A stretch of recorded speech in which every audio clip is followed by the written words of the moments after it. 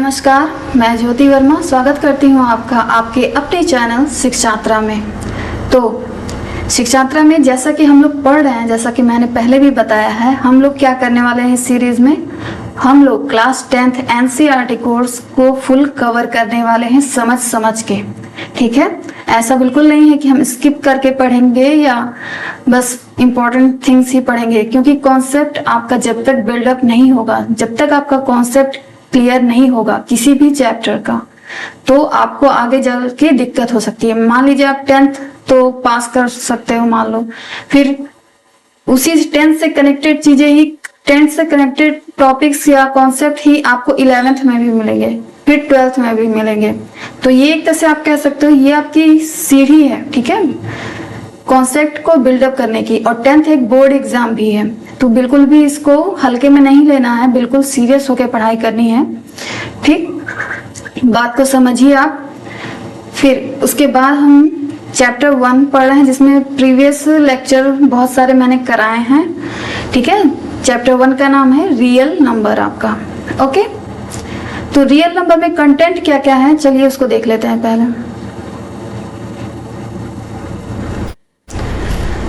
Topic of content, पहला है आपका इंट्रोडक्शन, जो कि मैंने बताया है। इंट्रोडक्शन किसका कराया था, हमारे चैप्टर का नाम है रियल नंबर्स, तो जाहिर सी बात है हम लोग इंट्रोडक्शन किसका करेंगे, रियल नंबर्स का ही करेंगे। ठीक है, उसके बाद फिर हम लोगों ने क्या पढ़ा है, next topic the fundamental theorem of arithmetic. Clear है, इसको भी मैंने पढ़ा चुका है, ठीक है, पढ़ाया है। अब रिविजिटिंग इर्रेशनल नंबर्स, ये भी मैंने प्रीवियस लेक्चर में कंप्लीट किया है कि रिविजिटिंग हम क्यों कर रहे हैं। रिविजिटिंग में छुपा हुआ है री प्लस विजिट। रिविजिट मीन्स क्या, विजिट मीन्स होता है मुलाकात करना, मुलाकात, ठीक है, करना, ये हो गया हमारा। री मीन्स होता है फिर से, फिर से, तो ये हो गया री का मतलब। अब क्लास 10th में आप फिर से मुलाकात कर रहे हैं किससे, रिविजिटिंग इर्रेशनल नंबर से। यानी आपने 10th से पहले 9th आता है, तो 9th में आपने इर्रेशनल नंबर को पढ़ा हुआ है। तो क्या होते हैं इर्रेशनल नंबर, रूट के अंदर वाली संख्या जो रूट के बाहर आने में असमर्थ होते हैं, असक्षम होते हैं, ऐसे नंबर्स ही कहलाते हैं इर्रेशनल नंबर, जिसे हम p/q के फॉर्म में नहीं लिख सकते। ठीक है, जिसे हम बटे के रूप में नहीं लिख सकते, जिसे हम अंश बटे हर के रूप में नहीं लिख सकते हैं। ठीक है, ऐसे नंबर कहलाते हैं हमारे क्या, इर्रेशनल नंबर। ठीक है, या अपरिमेय संख्या। ये बात क्लियर हो गई, ये बात मैंने प्रीवियस लेक्चर में बहुत ही अच्छे से बताया है। और अगर मैं एक बात बताना चाहती हूँ, अगर आपने डायरेक्ट आप ये वीडियो देख रहे हो, ये लेक्चर देख रहे हो, तो आपको हो सकता है ठीक से समझ ना आए। ठीक है, मैं सच बता रही हूँ। ठीक है, आपको सारे लेक्चर को 1 by 1 ही देखना पड़ेगा अगर अच्छे से समझना है, अच्छे मार्क्स लाने हैं क्लास 10th में तो। ठीक है, क्योंकि ये 10th है तो बी सीरियस, हमें सीरियस होना पड़ेगा।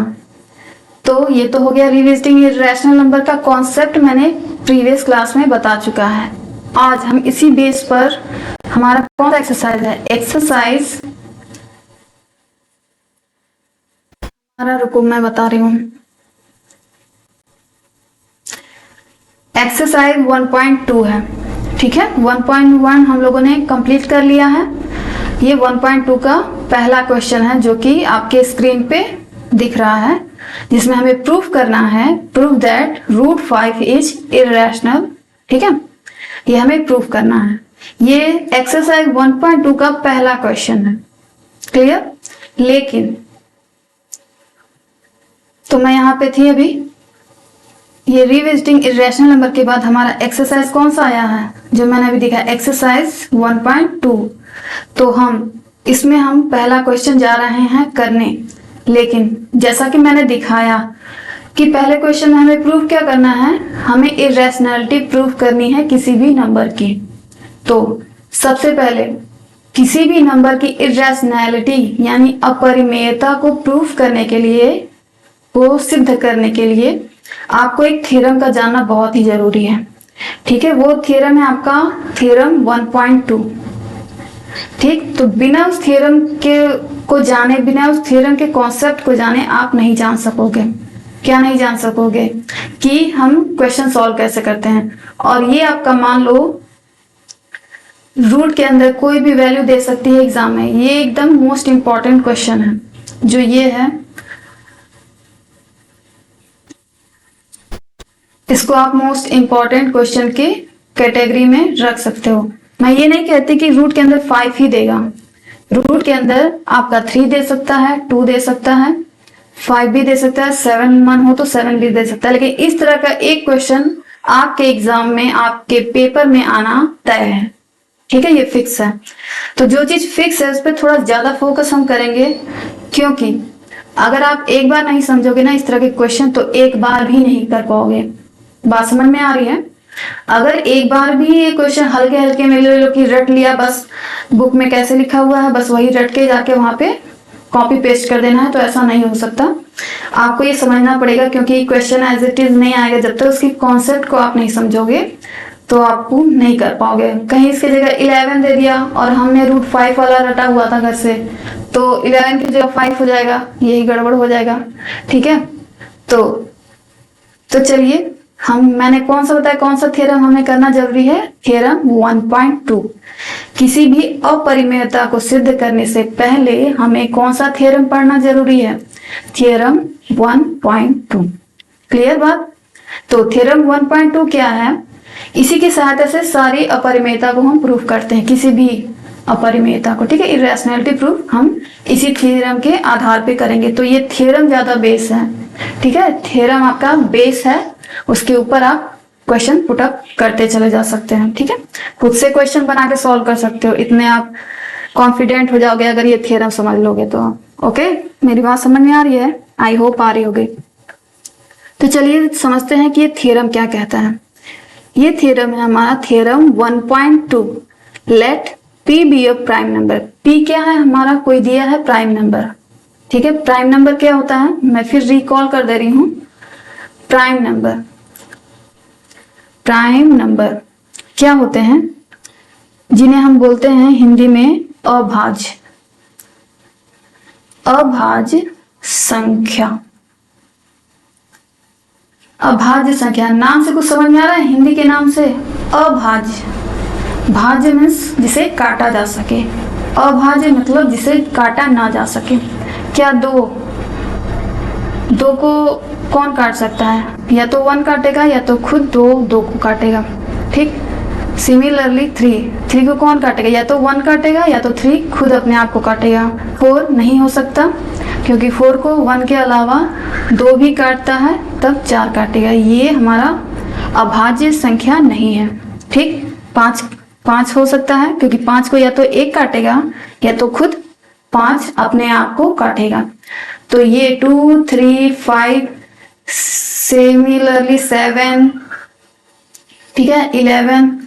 अब बोलोगे 9 नहीं हो सकता, क्योंकि 9 के फैक्टर देखो 3 भी है, 3 से भी कटता है 9, इसलिए 9 हमारा क्या है, अभाज्य संख्या नहीं है। ठीक है, बात समझ में आ गई? तो P एक क्या है, प्राइम नंबर दिया हुआ है।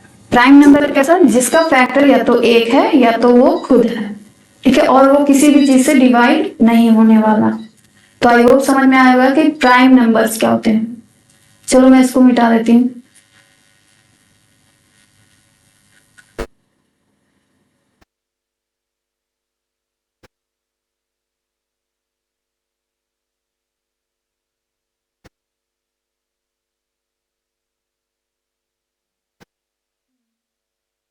इफ, उसके बाद क्या है, उसके बाद है हमारा if P divides A square. अगर P क्या है, ए स्क्वायर को डिवाइड कर रहा है, मीन्स इस तरह कुछ ए स्क्वायर भागे P, ऐसा कुछ लिखा है कि P ए स्क्वायर को डिवाइड कर रहा है।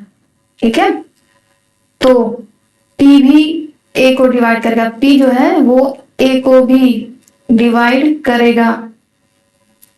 जहां पे where A is a positive integer. अब पॉजिटिव इंटीजर क्या होता है, चलो बता देती हूँ। Positive integer, positive integer means, positive means धनात्मक, ठीक है। पॉजिटिव मीन्स धनात्मक, और इंटीजर, इंटीजर मैंने बताया है कि माइनस इनफाइनाइट से लेके सारी माइनस की वैल्यू, -3, -2, -1, फिर 0, फिर 1, 2, 3 इनफाइनाइट। लेकिन इसमें आपको सिर्फ क्या कह रहा है, पॉजिटिव लेना है। पॉजिटिव मीन्स ये सारे नंबर नहीं लेना है, न 0 लेना है, 1 से लेके इनफाइनाइट, या तो एक तरह से कह सकते हैं कि नेचुरल नंबर टाइप का, ठीक है। 1, 2, 3 डॉट डॉट डॉट इनफाइनाइट तक है। Where A is positive integer, अगर ए कोई पॉजिटिव इंटीजर हो तो। बात समझ में आ गई कि थ्योरम का मतलब क्या है, ठीक है। यह है थ्योरम का मतलब। तो चलो इसको प्रूव करते हैं।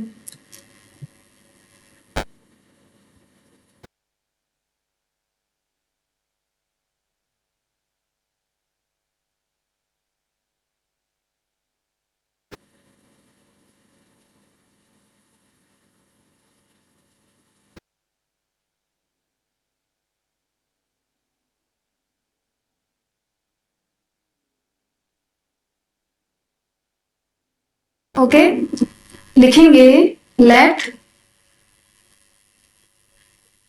प्रूफ कर लो, proof let the prime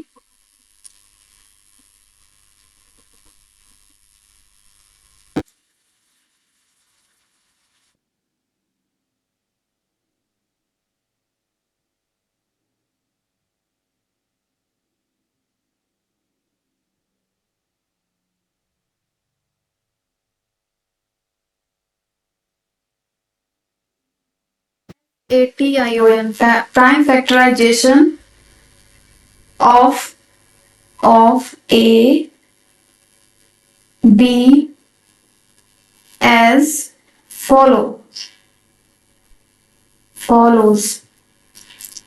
okay, T एक, अरे सॉरी, ए एक क्या है, इंटीजर है, पॉजिटिव इंटीजर। तो समझ लो ए के फैक्टर जो है क्या है, p। तो सिर्फ एक p नहीं हो सकता, लाइक इस तरह हम बोल सकते हैं कि p1 क्रॉस में मल्टीप्लाई हो रहा है यहाँ पे, p2 p3 p4 dot dot dot tn। देखो अभी अगर नहीं समझ में आ रहा तो ये समझ लो कि a कोई पॉजिटिव इंटीजर है। जैसे कि मैं सबसे छोटे से स्टार्ट कर रही हूँ, मान लो 4, a क्या है, 4 है, ठीक। तो हम कैसे लिखते हैं 4 को, क्या लिख सकते हैं, 1 इंटू 2 इंटू 2, क्या लिख सकते हैं, लिख सकते हैं ना कि 1 दूना 2, 2 दूनी 4, वो 4 के इक्वल आ रहा है। जहां पे एक p1 है, 2 p2 है, फिर से 2 p3 है, सॉरी, ठीक है। उसी तरह नेक्स्ट एग्जाम्पल 6 हमारा क्या है, a, जो कि एक पॉजिटिव इंटीजर है, 6 हो गया। उसके बाद क्या लिख सकते हैं, 1 इंटू 2 इंटू 3, 6 के फैक्टर को इस तरह लिख सकते हैं 1 इंटू 2 इंटू 3 के रूप में। तो 1 हमारा क्या हो गया, p1, 2 हो गया हमारा p2, और 3 हो गया हमारा p3, ठीक है। इस तरह ये है मतलब कि जहां a क्या है और p1 p2 क्या है। तो ये एग्जाम्पल के थ्रू मैंने बताया। अब क्या करेंगे, squaring both side, squaring both sides. चलो दोनों साइड हम क्या करेंगे, स्क्वायर। तो ये हो जाएगा हमारा a square is equal to p1 square, लिख सकते हैं p1 square multiplied p2 square multiplied by p3 square, फिर ऐसे ही डॉट डॉट करते करते pn स्क्वायर लिख सकते हैं। लिख सकते हैं ना। तो यही आपका थ्योरम कह रहा है, if p divides a square. देखो यहाँ p डिवाइड करता है कि नहीं a स्क्वायर को,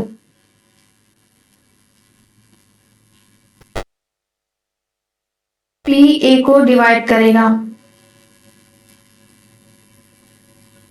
कैसे करेगा वो मैं बता रही हूँ। If p divides a square, ये आपको बताया गया है कि अगर p a स्क्वायर को डिवाइड करता है तो p a को भी डिवाइड करेगा। जैसे देखो मैंने 4 का एग्जांपल लिया था ना, 2 इंटू 2। अभी क्या करेंगे, दोनों तरफ स्क्वायर कर दो, हो गया। अब क्या कह रहा है, if p divides a square, p, यहाँ p कौन है, यहाँ p है हमारा 2, ठीक है। स्क्वायर नहीं बोला, p स्क्वायर नहीं बोला, p बोला है। p यानी 2 हमारा a स्क्वायर यानी 4k स्क्वायर को, 4 के स्क्वायर को अगर 2 डिवाइड कर रहा है, ठीक है, तो देन p डिवाइड्स a, तो p a को भी डिवाइड करेगा, यानी 2 जो है वो 4 को भी डिवाइड करेगा। यही इस थ्योरम का मतलब है, ठीक। अगर p1 a स्क्वायर को डिवाइड कर रहा है तो p a को भी डिवाइड करेगा, यही बात कह रहा है। जब a स्क्वायर को डिवाइड कर रहा है तो a को भी डिवाइड करेगा। बात क्लियर समझ में आ गई? मैंने एग्जांपल के थ्रू समझाने की कोशिश करी है।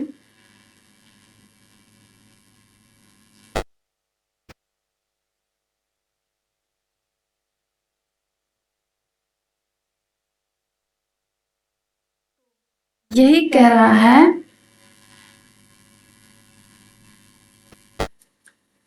इफ, बस यही समझना है, मैं लिखूं चाहे ना लिखूं आपको समझ में आना चाहिए। If p divides, if p divides a square then p also divides a, यही प्रूफ करना था मैं, ठीक है। इसको मैं एग्जाम्पल के थ्रू समझाने की कोशिश कर रही हूँ फिर से। जैसे कि 6 को हम क्या लिख सकते हैं, 2 इंटू 3 लिख सकते हैं। अब स्क्वायर करो दोनों साइड, यहाँ यहाँ यहाँ, स्क्वायर हो गया। अब अगर दो 6 स्क्वायर को अगर 2 कट कर रहा है, करेगा कि नहीं करेगा ये बताओ। 6 इंटू 6 मल्टीप्लाइड बाई 2, 2 3 जा 6, 6 3 जा 18 आया। तो कह रहा है कि 2 तब 6 को भी मल्टीप्लाई करेगा, जो कि सही बात है कि नहीं। जब 6 स्क्वायर डिविजिबल है तो 6 भी डिविजिबल होगा, देखो है कि नहीं, है ना। उस तरह आप 1000 एग्जाम्पल लेके ट्राई कर सकते हो कि ये थ्योरम कह रहा है, ठीक है। कह रहा है कि अगर p1 a स्क्वायर को जब डिवाइड कर सकता है तो a को भी डिवाइड करेगा, ठीक है। p1 अगर किसी इंटीजर्स के स्क्वायर को डिवाइड कर सकता है तो p1 उस पर्टिकुलर इंटीजर को भी डिवाइड करेगा, बस यही इसका मकसद है। तो जैसा कि मैंने बताया कि अभी हम एक्सरसाइज 1.2 करने वाले हैं, जो कि बहुत ही इंपॉर्टेंट क्वेश्चन है।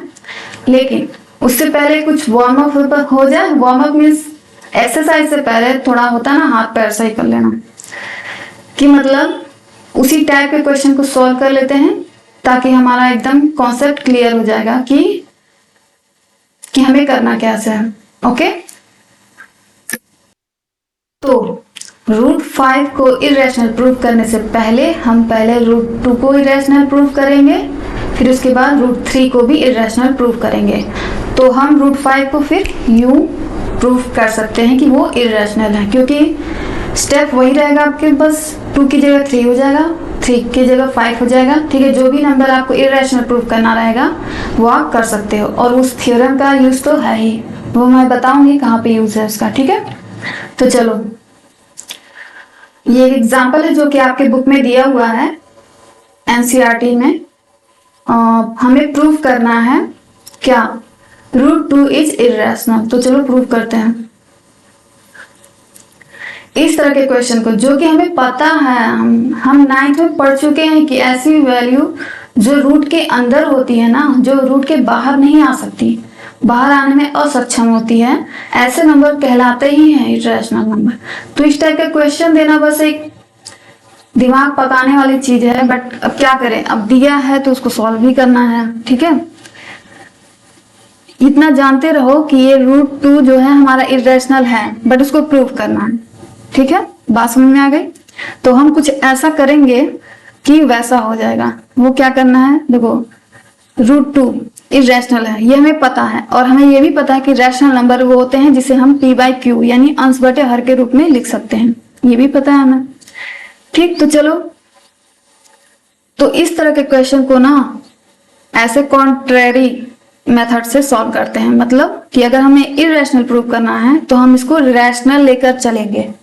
ठीक है, रैशनल मान के चलेंगे कि √2 रैशनल है हमारा। फिर ऐसा कुछ होगा रास्ते में, वो क्या होगा अभी पता चल जाएगा आपको। तो कुछ ऐसा होगा कि फिर फैक्ट कहेंगे कि नहीं, ऐसा नहीं, ऐसा इरेशनल के केस में नहीं होता है, रैशनल में होता है। तो उससे आपको पता चल जाएगा कि ये इरेशनल नहीं रैशनल है, जो कि हमें पता है, हमें सीरियसली पता है कि √2 इरेशनल है, बस उसको प्रूव करना है। ठीक है, तो चलो सपोज कर लेते हैं उल्टा चीज। प्रूव करना हमें इरेशनल, तो सपोज कर लो कि ये रैशनल है। Suppose √2 is rational. ठीक है, सपोज कर लिया हमने कि √2 क्या है हमारा, रैशनल है। तो रैशनल लिखने की खासियत सबसे अच्छी यही होती है कि √2 को क्या कर सकते हैं, हम p/q के फॉर्म में लिख सकते हैं। तो हम कोई भी नंबर है तो उसे p/2 के फॉर्म में लिख दिया। अब क्या करना है, फिर स्क्वायरिंग बोथ साइड करना है। तो मैं कहाँ लिखूं, यहां लिख देते हैं, स्क्वायरिंग बोथ साइड्स। तो √2 का स्क्वायर क्या होता है, 2, फिर p² हो जाएगा यहाँ, और यहाँ बटे q²। अब तिर्यक गुणा होगा, यहां से यहां कुछ नहीं है, इसका मतलब 2/1 हम मान सकते हैं, फिर नीचे का ऊपर। ठीक है, चलो p² एक कम, p² is equal to q² into 2 is equal to 2 into q²। ये हो गया। अब यहां से क्या दिख रहा है आपको, यहां से दिख रहा है कि जो p² है हमारा ना, ये जो हमारा p² है वो किससे डिविजिबल है, 2 से। और एक चीज मैं भूल गई, यहाँ पे आपको लिखना पड़ेगा कि p एंड q आर को प्राइम। अब को प्राइम क्या है, जिसका HCF 1 होता है, HCF इज इक्वल टू 1। किसका HCF, p और q का, यानी 1 के अलावा और कोई फैक्टर नहीं होना चाहिए, किसका, p और q का। जैसे 3 और 7 का नंबर, ये है को 1 इंटू 3 लिख सकते हैं, इसको भी 1 इंटू 7 लिख सकते हैं। ठीक, 1 के अलावा और कोई कॉमन फैक्टर दिख रहा है इन दोनों में, 3 और 7 में, नहीं। तो p और q भी ऐसे ही नंबर हैं कि 1 के अलावा और किसी से नहीं कटने वाले।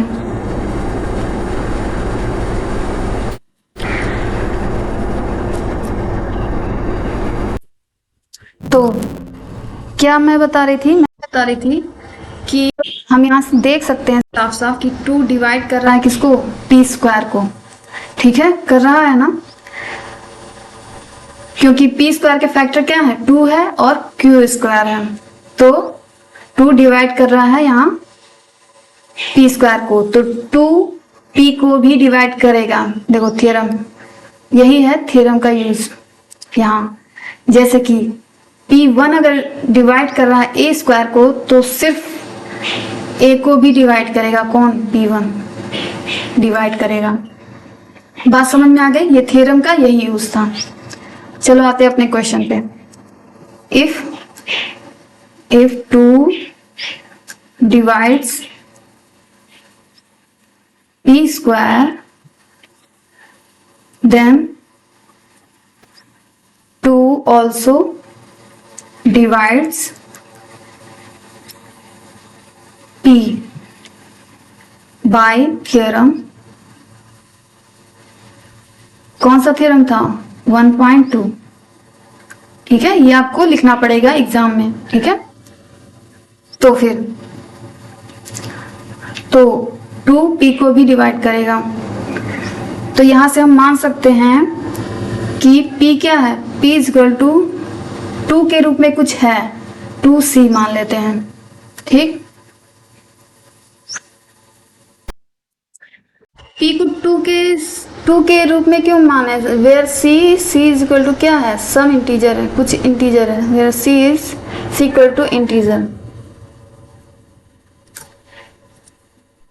देखो, अगर कोई भी चीज 2 से डिवाइड हो रही है, मान लो जैसे कि 4 अगर 2 से डिवाइड होता है तो 4 में यानी 2 छिपा हुआ है कि नहीं, देखो छिपा है, साफ साफ दिख गया। अगर 6 डिवाइड होता है 2 से, तो देखो 6 में 2 छिपा है कि नहीं, छिपा है ना। सिमिलरली 10 को डिवाइड करता है 2, तो 10 को क्या लिख सकते हैं, 2 इंटू 5, 2 छिपा है।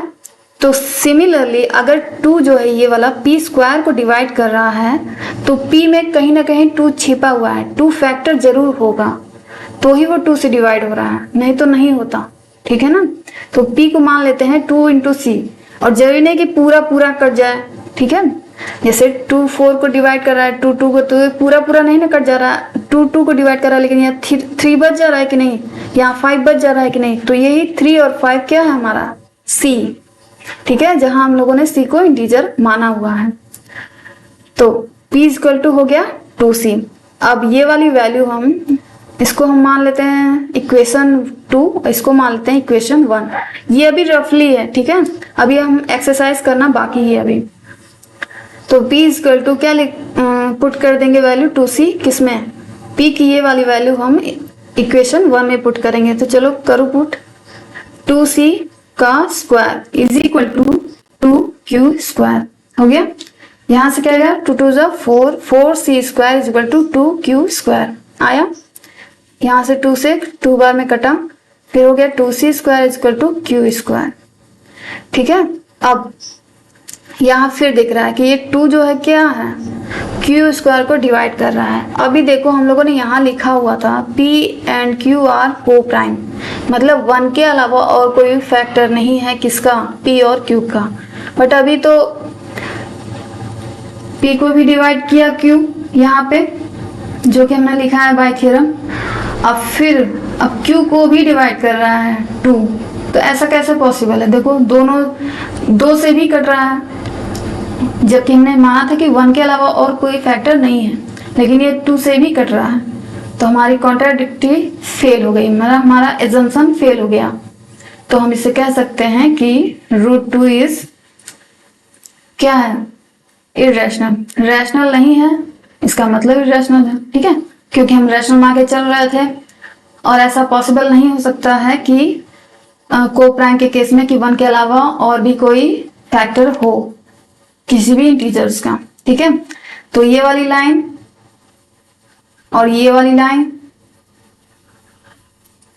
ठीक है, और ये वाला कॉन्सेप्ट जो 2 से डिवाइड हो रहा है दोनों बार, 2 से p भी कट जा रहा है, 2 से q भी कट जा रहा है, तो ऐसा नहीं होना चाहिए। ठीक है, क्योंकि हम लोगों ने p और q को प्राइम लिया था।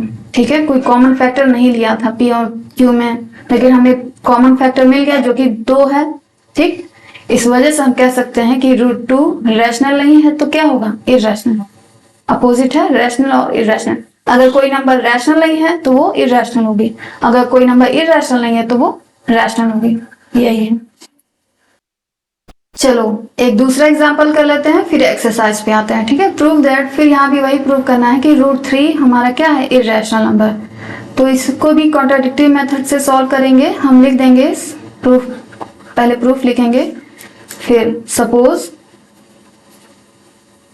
√3 को हम क्या मान लेंगे, इरेशनल प्रूफ करना है तो हम रैशनल मान के चलेंगे। Suppose √3 is rational. ठीक है, और अगर √3 रैशनल है तो हम √3 को किस तरह लिख सकते हैं, p बाई q के यानी अंश बटे हर के रूप में लिख सकते हैं, where P and Q are co-prime। ठीक है, P और Q में कोई कॉमन फैक्टर नहीं है 1 के अलावा। ठीक है, यही मतलब होता है को-प्राइम का। अब चलो तिर्यक गुणा करो, Q√3 is equal to P हो गया। अब squaring both side, squaring both sides, तो क्या हो जाएगा 3Q² is equal to P² हो गया। अब देखो ये P² को कौन काट सकता है, ये 3। अगर 3 P² को काट सकता है तो 3 P को भी काटेगा बाय थियरम 1.2। ठीक है, अभी मैं शॉर्ट में समझा रही हूँ, एक्सरसाइज तो अभी बचा ही है, ये तो बस एक एग्जांपल है। ठीक है, अगर 3P² को कट कर रहा है तो 3P को भी कट करेगा, डिवाइड करेगा अकॉर्डिंग टू थियरम 1.2। ठीक, तो हम P को क्या मान ले, P is equal to 3C। P के अंदर 3 छिपा हुआ है, 3 फैक्टर होगा ही होगा P का, तभी वो 3 से कट रहा है। ठीक है ना, बात समझ में आ रही है। P के अंदर 3 है, 3 इंटू समथिंग हो सकता है, तो वो समथिंग को हम इंटीजर मान लेते हैं, वेयर C इज इंटीजर। ठीक, तो अब इसी P इक्वल टू 3C की वैल्यू को हम इस क्वेश्चन में पुट करेंगे ऊपर वाले में। चलो 3Q² is equal to P बराबर क्या है, 3C है, 3C का स्क्वायर कर दो, 3Q² इज इक्वल टू 3 तिया 9, C² मीन्स C²। ठीक, अब काटो, फिर उसके बाद क्या आएगा, Q² is equal to 3C² आया। अब यहां देखो Q² को भी कौन काट रहा है, 3।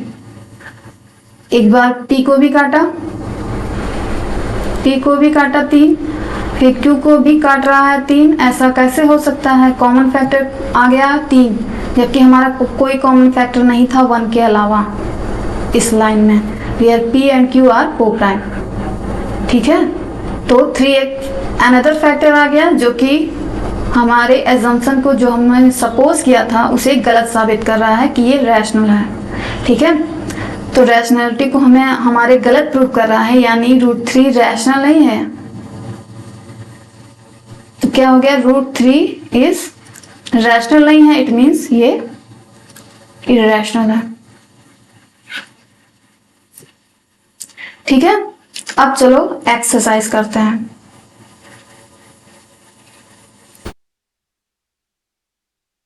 इस तरह के क्वेश्चन आपके एग्जाम में आने वाले हैं, तो एकदम अच्छे से तैयारी करो। एक बार नहीं समझ में आता, 2 बार नहीं समझ में आता, 3 बार नहीं आता है, 5 बार करो, कॉपी में आ जाएगा, फिर एग्जाम तक नहीं भूलोगे आप। ठीक है, अभी कोई बर्डन भी नहीं है कि एग्जाम कल ही एग्जाम है या 1 हफ्ते बाद है, अभी पूरा 1 साल बचा हुआ है, तो इतने रिलैक्स भी मत रहो, क्योंकि सिलेबस भी अच्छा खासा है। ऐसा नहीं है कि आपको पढ़ने में ही काफी समय लग जाएगा। अभी एक्सरसाइज 1 पढ़ रहे हो तो ये मत सोचो कि अभी तो पूरा साल बचा हुआ है, आराम से निकाल लेंगे, ऐसा नहीं है। जैसे जैसे टॉपिक खत्म होते जा रहे हैं, आप अपनी प्रैक्टिस करते रहो। क्लियर, तो प्रूफ जैसा कि हमने पिछले 2 क्वेश्चन में किया है, हम इसे भी मान लेंगे। सपोज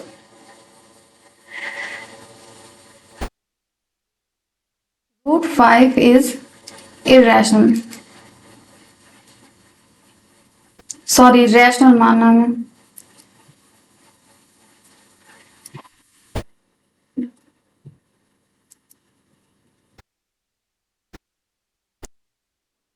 सपोज √5 इज रैशनल,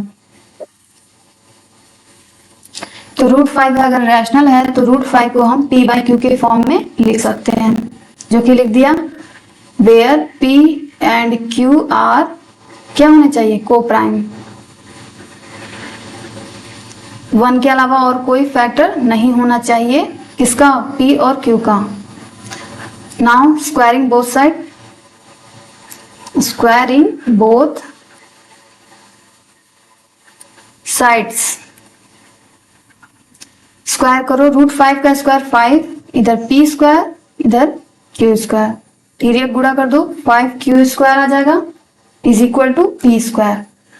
अब यहां देखो 5 डिविजिबल है, p स्क्वायर डिविजिबल है किससे, 5 से, तो 5 ऑल्सो काटेगा, डिवाइड करेगा किसको, p को। Bye theorem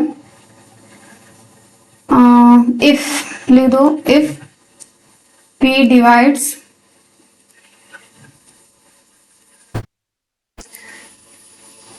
if 5 divides p square then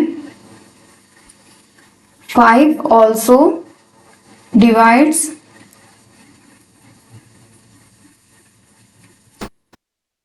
p according to theorem कौन सा 1.2, ठीक है। तो p को हम मान लेंगे कि 5 and समथिंग कुछ नंबर है 5c, where c is an integer, ठीक है। इसको इक्वेशन 2 मान लो और इसको इक्वेशन 1 मान लो। इक्वेशन 2 से p की वैल्यू इक्वेशन 1 में रखने पर from equation 1 and 2, from equation 1 and 2 क्या हो जाएगा, 5q square is equal to 5c का होल स्क्वायर हो जाएगा। 5q square is equal to 5 5 25 and c square.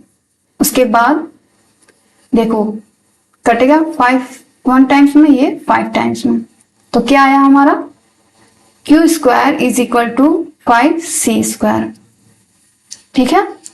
यहां देखो 5 फिर से कट कर रहा है किसको, q स्क्वायर को। अब ये 5p स्क्वायर को कट कर रहा था, अभी यहाँ 5q स्क्वायर को कट कर रहा है, ठीक है।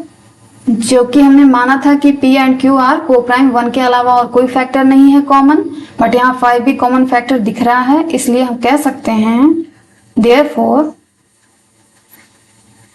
√5 इज क्या है, इरेशनल,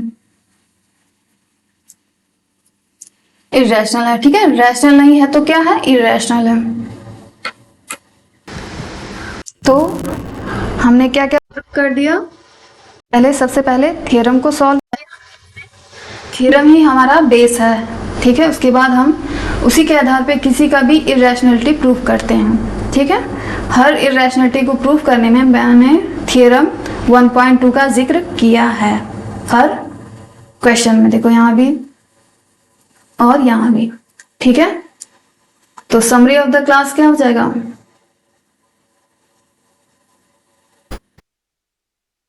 तो हमारा समरी ऑफ द क्लास हो गया।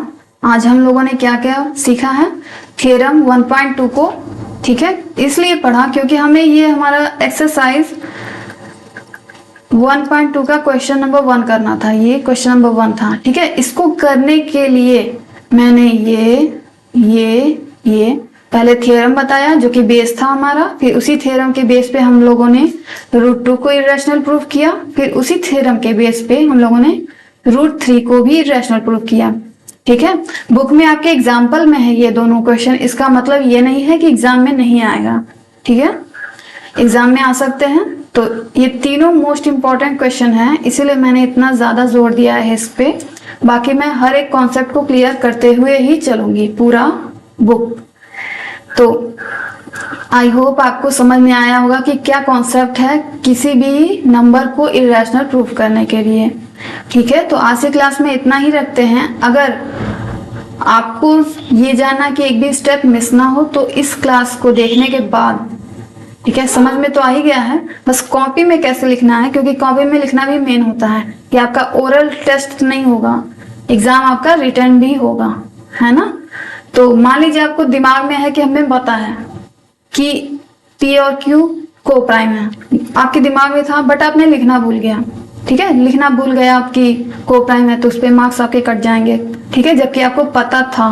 तो लिखने की प्रैक्टिस लिखकर ही हो सकती है, ऐसा नहीं है आपकी कॉपी खोलो ऐसे ऐसे पढ़ लोगे, 10 बार पढ़ लोगे तो आप लिख सकते हो। पढ़ना सिर्फ पढ़ने का ही प्रैक्टिस हो सकता है, लेकिन मैथ्स आपको लिख कर बताना पड़ता है।